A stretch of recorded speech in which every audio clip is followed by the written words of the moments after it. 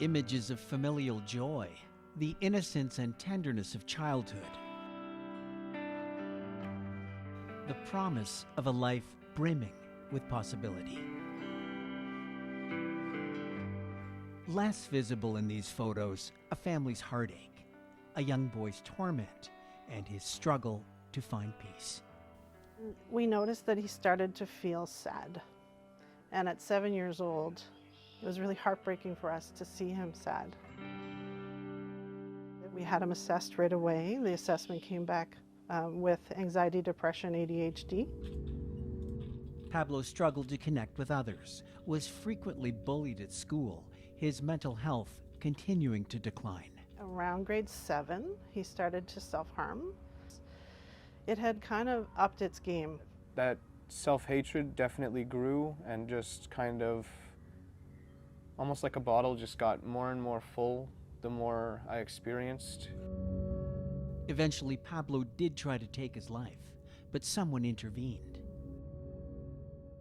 I had tried to commit suicide and they tore the blade out of my hands. The first ones could have been life-ending.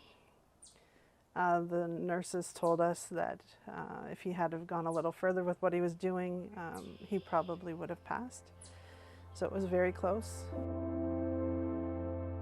In March, Pablo again wanted to end his life. I was done living for everyone else. But Pablo, an open and ardent communicator, shared his pain and his plan with his mom. He had a plan. He had a date to end his life. They reached out to One Call, One Click, a CHEO-related service helping children and families get the urgent help they need. Where are you at with school now? Like last I spoke to you, you were finishing off your co-op. Are you still doing a co-op? Natasha Holtz, the team lead of CHEO's mental health intake department, answering the call. She had helped Pablo before. I remember a youth that expressed a sense of hopelessness, who had been navigating the mental health system for years. How are things going at home? Beyond Pablo's despair, Natasha saw courage and vulnerability. His resilience to everything that he's experienced and felt, and still being able to reach out and look for help and ask for someone to be there for him, was really remarkable. How are you finding that? During his night of crisis in March, Natasha and Wendy encouraged Pablo to see his therapist for vital guidance. She brought my mom in and told her that she needs to take me to emergency and get me admitted. We just knew it was time to go, and we went. He was in trouble. He was in big trouble. How long ago was it that you did that test? Helping Pablo and other children in pain, Dr. Josh Smalley, a CHEO specialist in child and adolescent psychiatry.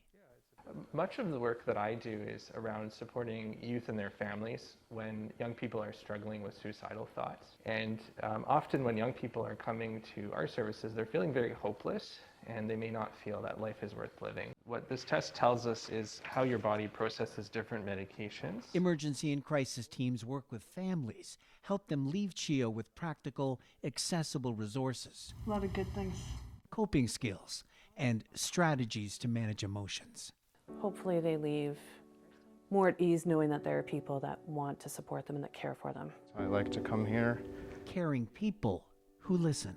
And that's what he really wanted out of all this, was someone listen to me. I'm not feeling good. I'm asking for help. I want to know why I feel this way, and I want to know what the plan is. And that's what we leave with when we leave CHEO.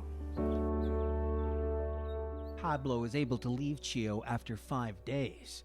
Sure, there are still challenging times, but he's here, planning a future and thinking of others like him.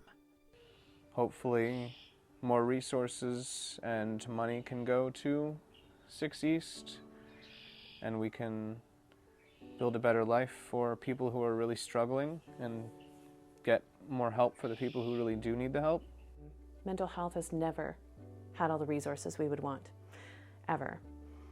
COVID has exacerbated that. The need has grown just exponentially. So donations from the community are extremely important in helping people feel more hopeful for the future.